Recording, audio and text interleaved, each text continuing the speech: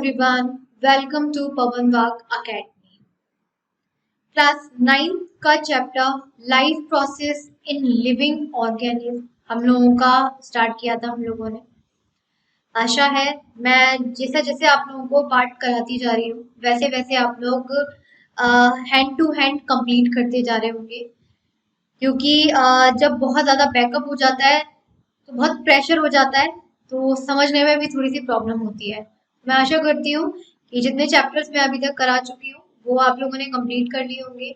नहीं करे हैं ओल्ड वीडियोस पे जाके कंप्लीट कर लीजिए, बहुत अच्छे से मैंने कराए हुए हैं। और इस चैप्टर को भी आप लोग hand to hand daily complete कर रहे होंगे। तो स्टार्ट करते हैं। एज यू नो, मैंने आप लोगों को लास्ट सेशन में डायलिसिस ऑफ ब्लड का डायग्राम पूरा बता दिया था। डायलिसिस कब करते हैं? जब किडनी फेलर हो जाता है, किडनी वर्क नहीं करती है ड्यू टू एनी रीजन, तो उस टाइमिंग पर फिल्टर करना तो बहुत जरूरी है। फिल्ट्रेशन तो बहुत जरूरी है, अगर नहीं करेंगे तो जो टॉक्सिक सब्सटेंसेस हैं, जो नाइट्रोजीनियस या अमोनियम सब्सटेंसेस है हमारी बॉडी में रह जाएंगे एंड देन क्या होगा, वो हमारी बॉडी को डिस्ट्रॉय करना स्टार्ट कर देंगे, डेथ हो जाएगी। तो इसीलिए यहाँ पर मशीन का यूज करते हैं, मैनमेड मशीन, डायलिसिस बोलते हैं, डायलिसिस ऑफ ब्लड। इसके कुछ पॉइंट्स भी हैं जो हमारे रह गए थे, वो हम कंप्लीट कर लेते हैं। The efficiency of kidney can be adversely affected by injury, infection और decreased blood supply। देखो किडनी फेलियर क्या होता है एक तरीके से, कि किडनी की जो एफिशिएंसी है, पावर, कि उसको एक दिन में इतनी बार इतना ब्लड फिल्टर करना है, राइट। अगर वो पावर उसकी कम हो जाती है, लाइक इंजरी की वजह से, किसी इन्फेक्शन की वजह से, या ब्लड सप्लाई लो हो जाने की वजह से, तो उस कंडीशन में हम क्या कहते हैं, किडनी फेलियर हो गया, यही कहते हैं। In case this happens, an excess of toxic substances accumulates in the body and it can lead to death। इस कंडीशन में क्या होगा इस केस में, कि जो टॉक्सिक सब्सटेंस हमारे ब्लड से फिल्टर होने चाहिए थे वो नहीं हो पाए एंड वो हमारी बॉडी पर ही रह गए, बॉडी में ही रह गए, ब्लड में ही रह गए, एंड देन वो टॉक्सिक सब्सटेंस हमारी बॉडी को डिस्ट्रॉय, ऑर्गन्स को, स्ट्रक्चर को डिस्ट्रॉय करना स्टार्ट कर देंगे। और जिस दिन हमारा बॉडी का ऑर्गन सिस्टम डिस्ट्रॉयड हो गया, उस ऑर्गेनिज्म की क्या हो जाती है, डेथ हो जाएगी। If kidney fail, nitrogenous waste are separated from the blood with the help of manmade machine. तो जब कभी भी किडनी फेल हो जाती है, किडनी फेलियर हो जाता है, ब्लड में जो नाइट्रोजीनियस वेस्ट होते हैं उसको मैनमेड मशीन से सेपरेट किया जाता है, जैसे हम डायलिसिस कहते हैं। The process of separating the nitrogen waste from the blood with the help of this machine is called dialysis। Process का नाम डायलिसिस है, मशीन का नाम डायलिसिस होता है। यहाँ दिखाया नहीं है, यहाँ शो नहीं किया हुआ है।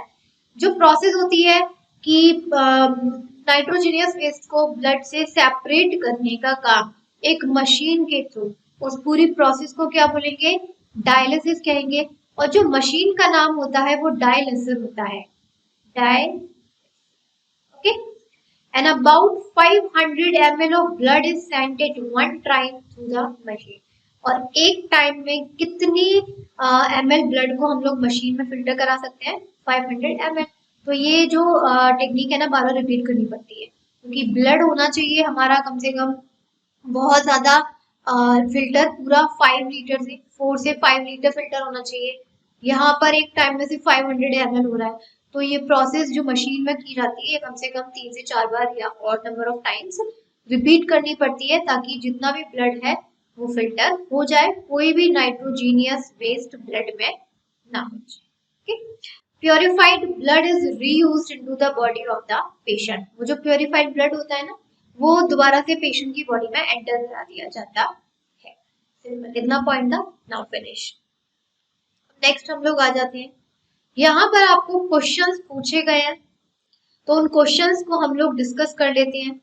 फर्स्ट क्वेश्चन में बोला गया है, as compare to the monsoon and winter a very small quantity of urine is produced in the summer season, why it is so.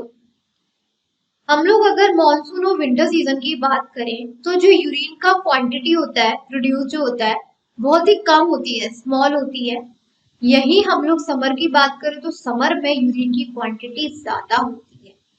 But what is the reason behind it? The reason is पानी ज्यादा पीना। The reason क्या है यहाँ पर? Summer में क्या होता है, समर में टेम्परेचर होता है हाई, राइट। मैं मानती हूँ 40 से 50 डिग्री सेल्सियस होता है जहां पर भी समर होती है, गर्मियों का टाइम है। और इस टेम्परेचर में वाटर इवोपरेट बहुत ही फास्टर रेट से होता है, बहुत ज्यादा फास्टर रेट से वाटर इवोपरेट होता है comparison to winter and monsoon season. तो जितना ज्यादा वाटर इवोपरेट होगा उतना ज्यादा वाटर हमें पीना भी तो पड़ेगा, राइट। भाई अगर 1 लीटर इवोपरेट हो रहा है तो 2 लीटर तो पीना ही पड़ेगा, एक्स्ट्रा रखना पड़ता है अपनी बॉडी में। तो जितना ज्यादा वाटर इवोपरेट होता है उतना ज्यादा वाटर हम लोग ड्रिंक करते हैं, और जितना ज्यादा वाटर ड्रिंक करेंगे उतना ज्यादा फिल्टर होगा, और जितना ज्यादा फिल्ट्रेशन होगा उतना ज्यादा यूरिन फॉर्मेशन होगा। सिंपल। यहीं पर हम विंटर और मॉनसून सीजन की बात करें तो क्या होता है, टेम्परेचर आपका 30 से 40 डिग्री सेल्सियस यानी कि कहीं ना कहीं 20 से 10 डिग्री कम हो गया।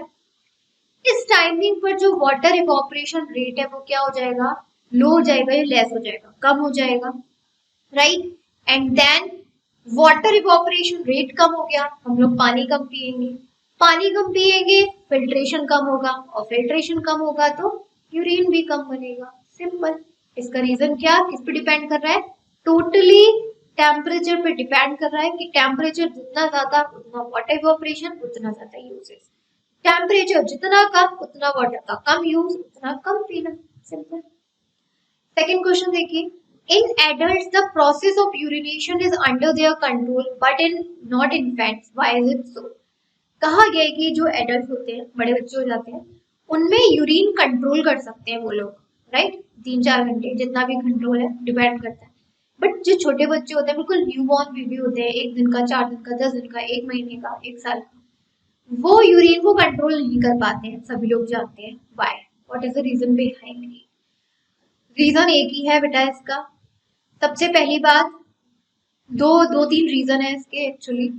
जो यूरिनेशन है, जो यूरिन है जो फॉर्म हो रहा है वो हमारे यूरिनरी ब्लैडर में जाके स्टोर हो रहा है। अगर हम लोग चाहे तो उसको कंट्रोल कर लेते हैं विद आवर ब्रेन। हम ब्रेन को कहते हैं रुक जाओ भाई, कहीं वॉशरूम नहीं है, जा नहीं सकते, जो भी चीजें हैं, तो हम थोड़ा कहीं ना कहीं ब्रेन से कंट्रोल करते हैं, हमें पता है हम ब्रेन को क्या बोल रहे हैं। इनफैक्ट ना सोच सकते हैं, ना बोल सकते हैं, ना कुछ भी। पहला रीजन तो ये हो गया। सेकेंड रीजन है कि इन्फेंट में एड्रेनालाइन हार्मोन ज्यादा रिलीज होते हैं एक्सेस अमाउंट में। कहीं ना कहीं जो यूरिन कंट्रोल है ना, ये एड्रेनाइल ग्लैंड के हार्मोन के थ्रू होता है।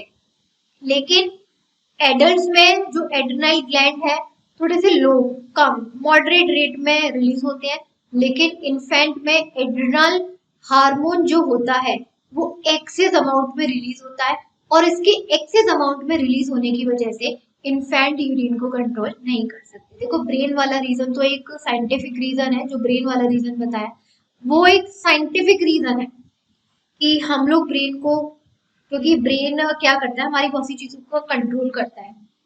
इन्फेंट में इतना ब्रेन डेवलप नहीं हुआ होता कि कुछ सोचने की समझने की उसमें पावर है, तो कहीं ना कहीं ये साइंटिफिक रीजन है। एक बायोलॉजिकल रीजन बात करें, बायोलॉजी पढ़ रहे हैं तो बायोलॉजिकल रीजन है कि एडल्ट्स में जो यूरिन कंट्रोल होता है वो एड्रिनल हार्मोन की वजह से होता है। तो एडल्ट्स में एड्रिनल जो हार्मोन है थोड़ा सा मॉडरेट और लो रिलीज होते हैं, बट इन इन्फेंट्स में एक्सेस अमाउंट में रिलीज होते हैं, जिसकी वजह से वो कंट्रोल नहीं कर पाते। This is a biological reason. Next देखिए, sometimes while eating we bite our own finger और टंग बाय मिस्टेक। कभी सोचा कि कभी कभी खाते खाते क्या होता है, हम लोग अपनी फिंगर या टंग को ही बाइट कर लेते हैं, बहुत दर्द होता है।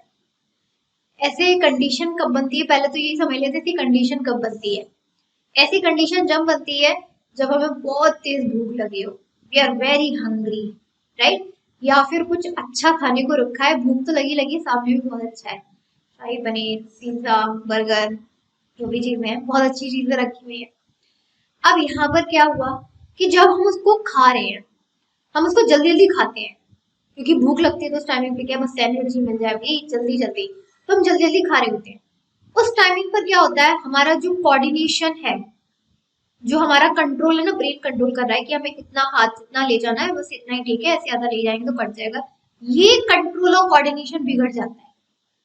ज्यादा हाइपर हो जाने की वजह से ये कंट्रोल और कोऑर्डिनेशन बिगड़ जाता है। उस कंडीशन में हम लोग अपनी फिंगर और टंग को क्या कर लेते हैं, बाइट कर लेते हैं। नेक्स्ट क्वेश्चन है sometimes we choke while eating in a hurry. Second question भी यही है कि जब हम जल्दी जल्दी में खाते हैं तो हमारा खाना अटक जाता है। चोक मतलब अटक जाता है, आई मीन टू से हिकअप्स आने लगते हैं, हिचकी आने लगती है। वाई? इसमें भी सेम रीजन है। हम लोग जल्दी जल्दी हरी में खा रहे हैं, बहुत जल्दी जल्दी भूख लगी है या बहुत अच्छा खाना सामने रखा है, जल्दी जल्दी खा रहे हैं, तो क्या हुआ यहाँ पर कि जो हमारे फूड पाइप और विंड पाइप होते हैं, एक सेकेंड, यहाँ पर हमारा एक होता है फूड पाइप और एक होता है हमारा विंड पाइप, पैरेलल रनिंग करते हैं हमारे नेक में, पैरेलल रनिंग कर रहे हैं, और इनके बीच में एक पैसेज होता है जिसे हम लोग बोलते हैं फेरिंग्स। इनके बीच में एक पैसेज होता है, थोड़ा एक तरीके से डोर होता है, फेरिंग्स। तो जो खाना आता है तो खाने की टाइमिंग पर इस फेरिंग्स पर जोर लगता है, प्रेशर लगता है, और ये फेरिंग्स नीचे फूड पाइप में ओपन हो जाता है, राइट। और इसी तभी तो कहते हैं कि खाने के टाइमिंग पर भी सांस ले रहे हैं, क्यों ले रहे हैं, रीजन क्या है यहाँ पर, क्योंकि फूड पाइप अलग है और जो पैसेज ऊपर हो रहा है फेरिंग से, वो इस तरीके से फूड पाइप में ओपन हो जाता है और खाना हमारा फूड पाइप में चला जाता है। लेकिन जल्दी जल्दी में क्या होता है कि फेरिंग्स जो जो फूड का प्रेशर फेरिंग्स पे लगना चाहिए वो नहीं लग पाता, वो हमारे विंड पाइप में एंटर हो जाता है। जल्दी जल्दी खाते हैं, जल्दी जल्दी खाने में क्या है, फूड की डायरेक्शन चेंज हो गई और फूड हमारे फूड पाइप में आने की जगह कहाँ चला जाता है, विंड पाइप में एंटर हो जाता है। और इसी विंड पाइप में एंटर होने की वजह से हमें क्या लग जाता है, वो अटक जाता है, खाना अटक जाता है, क्योंकि विंड पाइप में जाता तो है नहीं है। विंड पाइप का जो ओपनिंग होती है ना, माउथ, वहां पे इस तरीके से हो जाता है। और अटकने का मतलब है कि सांस नहीं जा पा रही है, सांस नहीं जा पाती है, इसे हम लोग बोलते हैं। इसमें भी वही रीजन है कि हमारी ब्रेन से जो कंट्रोल कोऑर्डिनेशन हो रहा था हमारे फेरिंग्स का और फूड पाइप खाने का, वो बिगड़ गया और हमारा खाना फूड पाइप की जगह विंड पाइप में एंटर हो गया, जिसकी वजह से जो यहाँ पर चोक हो जाता है, अटक जाता है, हिकअप्स आना, हिचकी आना शुरू हो जाते। ओके, क्लियर सब लोगों को?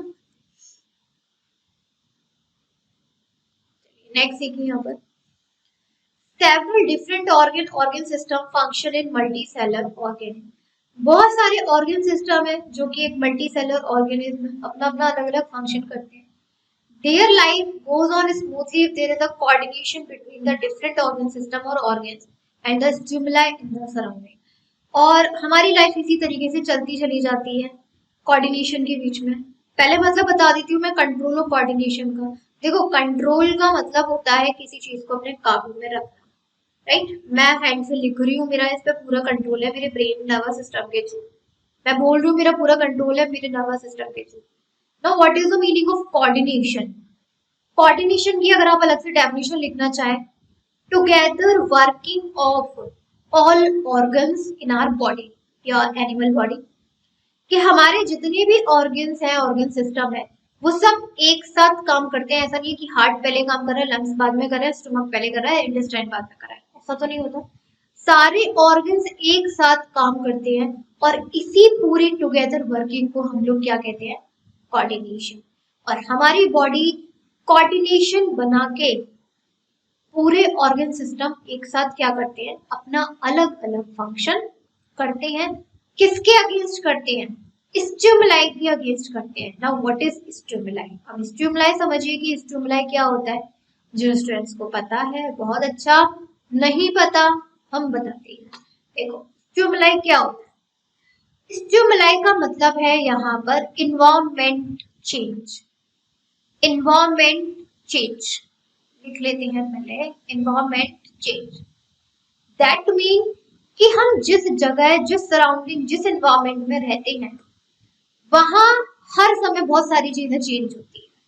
होती कि नहीं होती? दिन होता है, रात होती है, दोपहर होती है, शाम होती है, आंधी तूफान बारिश, बहुत सारी चीजें होती है, सर्दी गर्मी मानसून, इसे बोलते हैं स्टिमुलाई।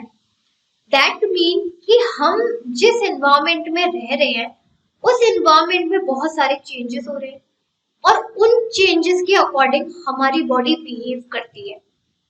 ठंड आती है तो वार्म कपड़े पहनते हैं, गर्मी है तो कॉटन के कपड़े पहनेंगे, रेनी सीजन है तो भी कॉटन के कपड़े, नॉर्मल है तो कैसे ही पहन लेते हैं। बहुत ज्यादा सनलाइट है, अम्ब्रेला यूज करेंगे, सनस्क्रीन लगाएंगे, फेस कवर कर लेंगे, जो भी चीजें हैं। कांटा लग गया तो हमारा हाथ जो पीछे आ जाता है, ऐसा नहीं है कि कांटे पे ही लगा हुआ है, राइट। बारिश आती है, रेनकोट पहन लिया, कहीं छाया में जाके खड़े हो गए। क्या है ये कि इन्वायरमेंट में जो भी चेंजेस हो रहे हैं, किसी भी फैक्टर की वजह से, धूप बारिश, किसी भी फैक्टर की वजह से, और फिर उस इन्वायरमेंट के अकॉर्डिंग हमारा बॉडी जो बिहेवियर करता है, जो चेंजेस करता है, उसी को हम लोग क्या बोलते हैं, स्टिमुलस। तो हमारे ऑर्गन या ऑर्गन सिस्टम से जो भी है, वो भी किसके थ्रू पूरा अपने आप को चेंज करती है या वर्क करती है, स्टिमुलाई के अकॉर्डिंग करती है, यानी कि इन्वायरमेंट बिहेवियर की वजह से। Depending upon this, we can say that systematic regulation of different processes can be called control, and bringing about the different processes the proper sequence can be coordination.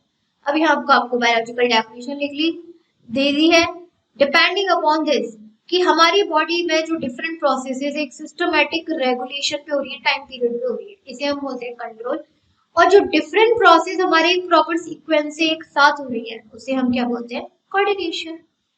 If any activity in the body is to be completed successfully, proper coordination between different substances and organs participating in different steps of that activity is necessary. कहा गया है कि हमारी body में कोई भी activity successfully complete हो रही है, प्रॉपर कोऑर्डिनेशन बन रहा है हमारे डिफरेंट ऑर्गन्स और डिफरेंट सिस्टम के बीच में, राइट। और डिफरेंट हमारे बहुत सारे स्टेप्स हैं जो इन्वॉल्व हो रहे हैं, और यही हमारी पूरी बॉडी को कंट्रोल एंड कोऑर्डिनेट करने के लिए जरूरी होते हैं। दैट मीन कि एक एक्टिविटी को हम कब कंप्लीट या सक्सेसफुल बोल सकते हैं, जब सारे ऑर्गन सिस्टम एक साथ वर्क कर रहे हैं, सारे स्टेप्स को फॉलो कर रहे हैं और सक्सेसफुल हो रहे हैं। इसी पूरी हम लोग कह सकते हैं क्या है ये, एक कंट्रोल और कोऑर्डिनेशन है। If due to lack of coordination or some other factor, there is a confusion at any step, the activity may not complete it. लेकिन अगर हमारे किसी भी ऑर्गन्स में, टुगेदर वर्किंग ऑर्गन्स में, कोऑर्डिनेशन में कोई भी ऑर्गन ने ढंग से वर्क नहीं किया, कोई स्टेप को फॉलो नहीं किया, तो वो एक्टिविटी कभी भी कंप्लीटेड नहीं मानी जाएगी। And there should not be any randomness at any step. और ऐसा भी नहीं है कि इस स्टेप को बीच में नहीं हो पाया तो लास्ट में कर देंगे, ऐसा भी कुछ होता नहीं है। फिर वो पूरी जो प्रोसेस है स्टार्टिंग से करनी पड़ती है। There need to be proper coordination between internal activities of the body, resulting from various factors like body temperature, water level, enzyme level, or stimuli arising in the surrounding environment. तो ये बहुत जरूरी है coordination के लिए। हमारी जितनी भी इंटरनल एक्टिविटीज हैं, इंटरनल दो टाइप की एक्टिविटीज होती है, मैंने स्टार्टिंग में ही बताया था, इंटरनल प्रोसेस और एक्सटर्नल प्रोसेस। इंटरनल प्रोसेस जो हमारे डिफरेंट ऑर्गन्स वर्क कर रहे हैं, टेम्परेचर मेंटेन करना, वाटर लेवल मेंटेन करना, एंजाइम के लेवल को मेंटेन करना, प्लस एक्सटर्नल का मतलब कि हमारे इन्वायरमेंट में जो चीज हो रही है उसके अकॉर्डिंग हमारी बॉडी जो बिहेव करती है, इफेक्ट करती है। तो ये दोनों चीजें जब प्रॉपर तरीके से होती है तभी हम क्या बोलेंगे, there is a coordination in an animal body.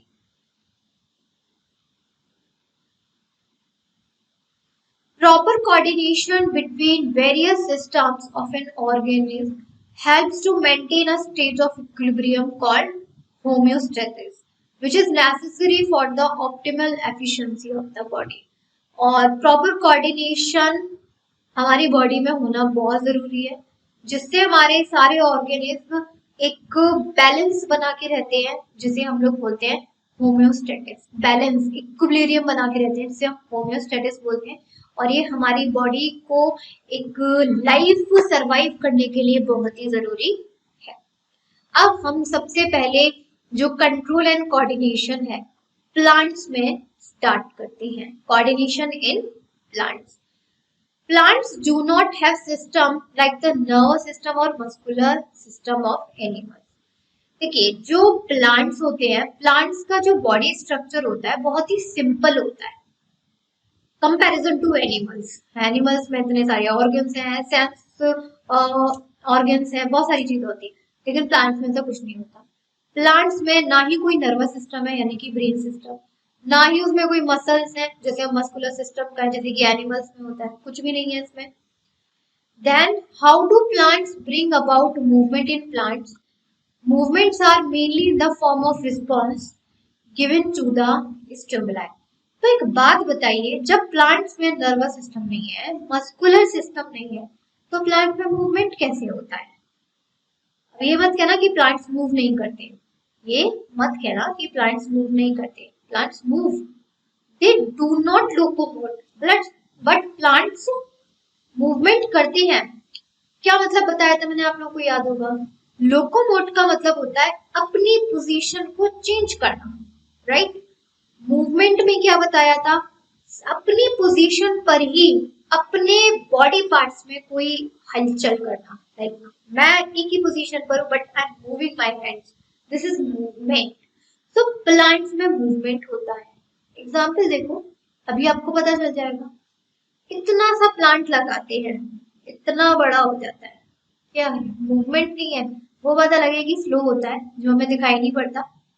इंसानों में दिखाई दे जाता है, एनिमल में दिखाई देता है, प्लांट्स में दिखाई देता है, बट है तो मूवमेंट ना, चेंज तो किया। फ्लावर जब आता है तो उससे पहले कली आती है, बर्ड, देन 2-3 बाद फ्लावर आ जाता है। What is this? It's a movement. और फ्रूट कितना सा होता है, कच्चा होता है, कुछ टाइम बाद पक जाता है, मैच्योर हो जाता है, राइप हो जाता है, क्या है, मूवमेंट ही तो है। पॉलिनेशन होता है, जो फीमेल पॉलन ट्यूब्स होती हैं वो, सॉरी मेल जो पॉलन्स होते हैं, एंथर होता है, वो स्टिग्मा पे जाके एंटर हो जाता है, क्या है ये, मूवमेंट ही तो है। तो डोंट से कि प्लांट मूवमेंट नहीं करते, plants also show movement but in slow process. बात ये आती है कि प्लांट्स मूवमेंट करते हैं तो कैसे करती है, वो भी अपने स्टिमुलाई के थ्रू करते हैं। स्टिमुलाई मतलब इन्वायरमेंट के कंडीशंस के थ्रू करते हैं। प्लांट को आप जिस इन्वायरमेंट कंडीशन में रखोगे उसी तरीके के मूवमेंट को वो शो करेगा। आगे हम लोग देखते हैं कैसे, लाइक दैट। यहाँ आपको पूरा डायग्राम दिखाया गया है, डायग्राम से ना बहुत अच्छे से समझ जाओगे। सबसे पहले लिखा है फोटोट्रॉपिक रिस्पॉन्स। फोटो का मतलब होता है लाइट, कि मतलब इन्वायरमेंट में किसकी प्रेजेंस की वजह से प्लांट मूवमेंट शो कर रहा है, लाइट की प्रेजेंस की वजह से। इसके लिए एक एक्सपेरिमेंट भी है। एक पॉट लीजिए, उसमें प्लांट रख दो, सब क्या होगा, वैसे तो लगाने की जरूरत नहीं है। आप उसको धूप में से उठा के एक छाया जैसे विंडो है, एक ऐसे रूम में रखो जहां पर यहाँ विंडो हो और प्लांट को यहाँ रख दो, पॉट को 2-3 1 हफ्ते के लिए छोड़ दो। उसकी जो स्टैम्प पहले सीधे जा रही थी क्योंकि धूप में रखा हुआ था, वो स्टैम्प विंडो की तरफ मूव हो जाएगी। वो स्टैम्प क्या है, विंडो की तरफ मूव होना स्टार्ट हो जाएगी। क्यों? Stem requires light to grow, stem require light to grow. यहाँ पर भी दिखाया हुआ है। यहाँ पर क्या था, सब एक पॉटेड प्लांट था, उसको ना गिरा दिया। गिराने के बाद उसने देखा कि प्लांट सीधे नहीं गया, वो ऊपर डायरेक्शन में आना शुरू कर दिया। क्यों? स्टैम्प को क्या चाहिए ग्रो होने के लिए, सन चाहिए, राइट।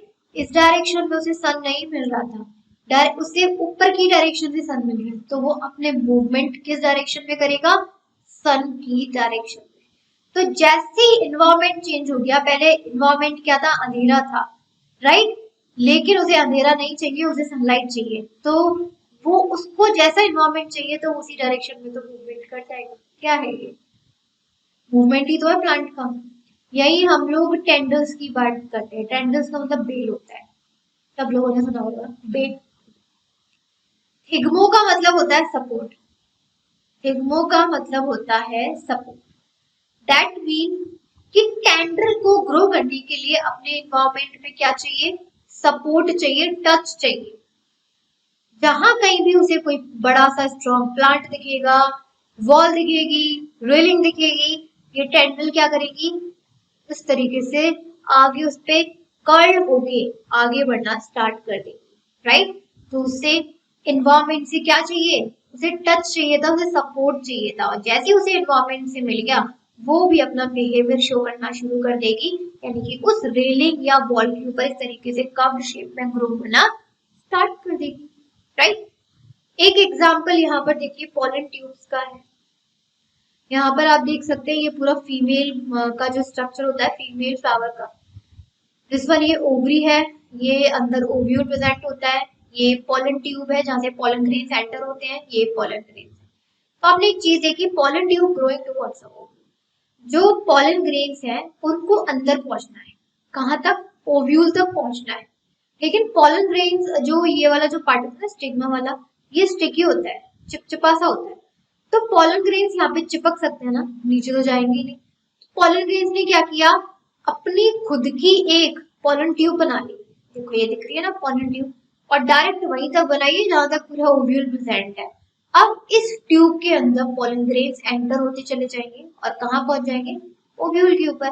तो इस ये जो फीमेल पार्ट है उसकी वॉल से अटैच होने का सवाल ही नहीं है, क्योंकि उन्हें अपना बिहेवियर शो करना है, ओव्यूल के साथ फर्टिलाइजेशन करना है, तो उन्हें तो अपना बिहेवियर चेंज करना ही पड़ेगा। So these all are the examples of movement in plants. Okay.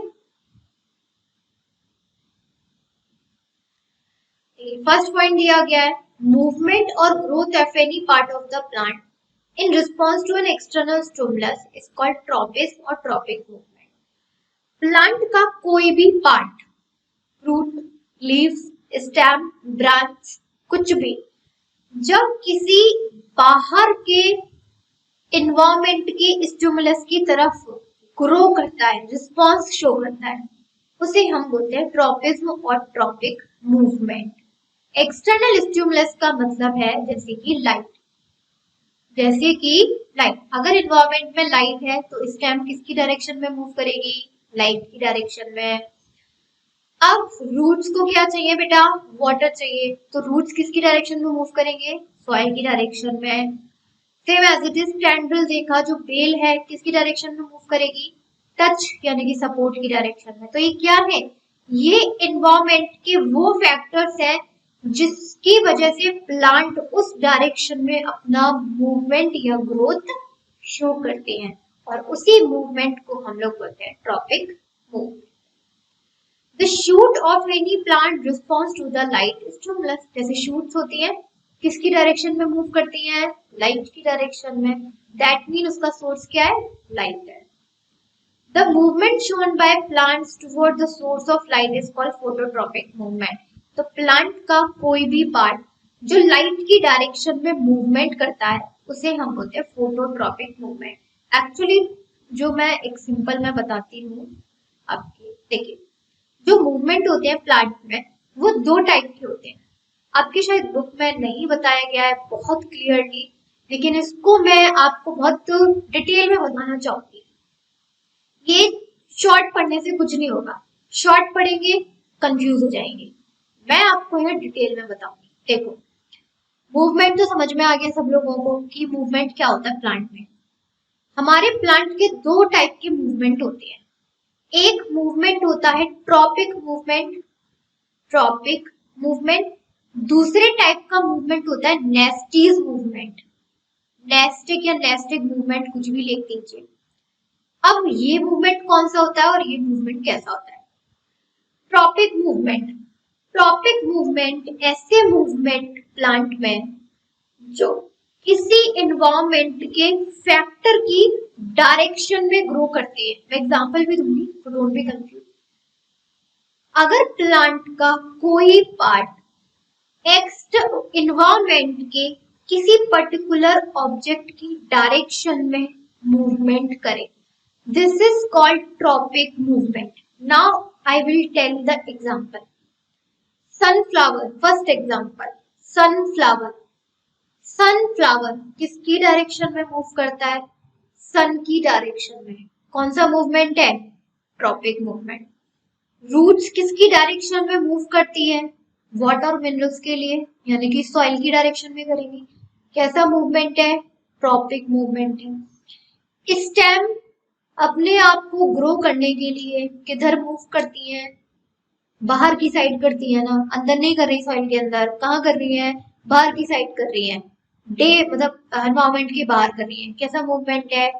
Tropic movement है। तो समझ में आया कि प्लांट का कोई भी पार्ट जो किसी डायरेक्शन में मूव करता है उसे हम बोलते हैं tropic movement.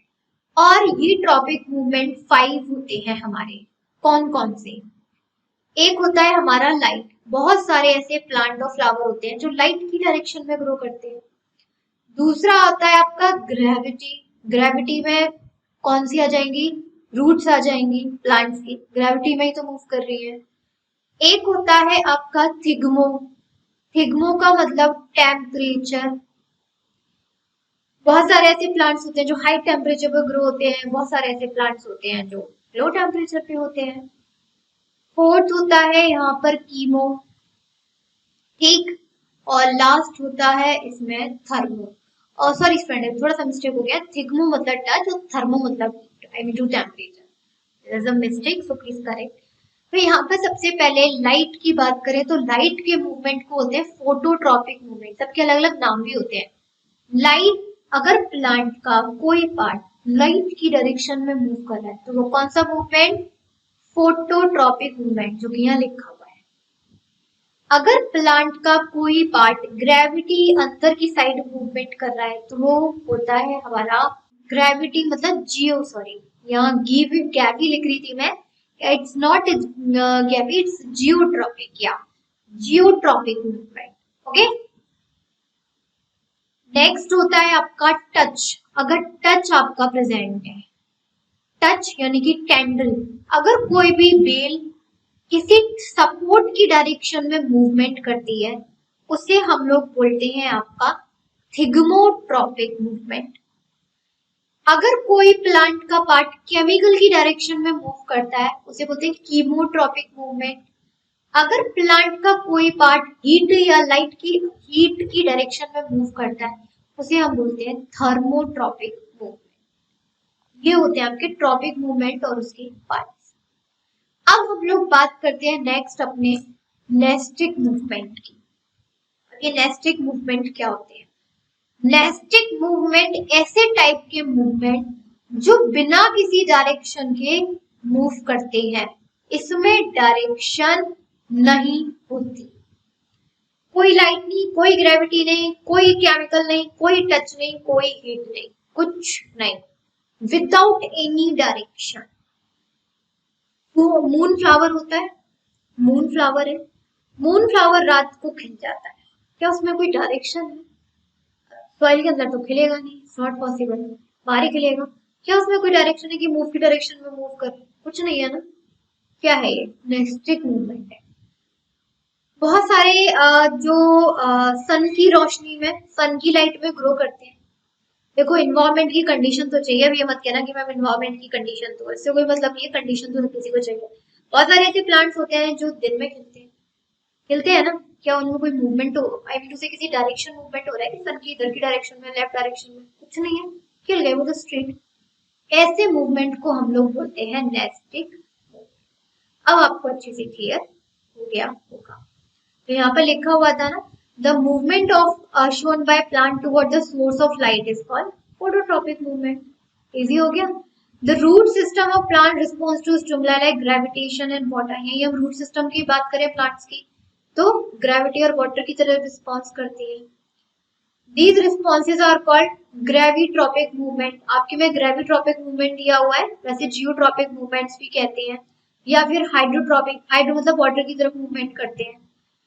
Movement shown by plants in response to specific chemicals is called chemotropic। बता ही दिया मैंने, जैसे का पोलन ट्यूब का ओव्यूल की तरफ मूव करना chemotropic एग्जाम्पल है। All the mentioned movement of plants are related with growth। और ये जितने भी हमने मूवमेंट्स के बारे में पढ़ा, ये किससे रिलेटेड है? ये ग्रोथ से रिलेटेड है। Hence, all such movements are collectively called growth relevant movements। इसीलिए हम सारे मूवमेंट्स को क्या कहते हैं? ग्रोथ रिलेवेंट मूवमेंट्स कहते हैं। क्लियर? ये मैंने बहुत इजी तरीके से आप लोगों को बता दिया है। डू यू नो है, पढ़ लेते हैं। Tendrils of climbers are sensitive to touch. Tendrils यानी कि बेल किसकी तरफ मूव करती हैं? टच की तरफ, बता ही दिया पहले। A hormone called auxin, plant में एक हार्मोन होता है जो कि शूट में की टिप्स में प्रेजेंट होता है। जो स्टेम्स होती है ना, उनकी टिप्स में प्रेजेंट होता है। पहले स्टेम इतनी होती है, फिर इतनी हो जाती है, फिर इतनी हो जाती है, यानी कि उसको लॉन्गेट इलोंगेट करने में हेल्प करता है ऑक्सिन हार्मोन। एक हार्मोन होता है गिबरेलिंस, जो कि एक गिबरेलिंस होता है, एक साइटोकिनेसिस होता है। प्लांट में जो सेल डिवाइड होते हैं ना, मल्टी सेल्स डिवाइड होते हैं, वो साइटोकिनेसिस हार्मोन की वजह से होते हैं। और जो स्टेम इलोंगेशन होता है, जो स्टेम्स बड़ी होती है, लॉन्गेट होती है, लेंथ बड़ी होती है, वो गिबरेलिंस की वजह से। एक हार्मोन होता है एब्सिसिक एसिड, जिसको शॉर्ट में हम लोग APA एसिड भी कहते हैं। ये नेगेटिव हार्मोन है। नेगेटिव हार्मोन का मतलब है प्लांट में हमेशा नेगेटिव काम करेगा, ग्रोथ नहीं होने देता प्लांट्स की, लीफ को गिराता है, लीफ की एजिंग बढ़ाता है। तो ये क्या है? ये एक तरीके से नेगेटिव या इनहेबिटेड हार्मोन है जो प्लांट्स की ग्रोथ को रोकता है। हर तरीके से प्लांट्स को नेगेटिवली वर्क करेगा। यहाँ पे वन वर्ड क्वेश्चन बनते हैं। टेंड्रल्स किसकी तरफ होती है? टच के थ्रू। शूट को एनलार्जमेंट करने के लिए कौन सा हार्मोन है? ऑक्सिन। स्टेम एलोंगेशन के लिए गिबरेलिन। सेल डिवीजन के लिए साइटोकिनेसिस। एब्सिसिक एसिड क्या करता है?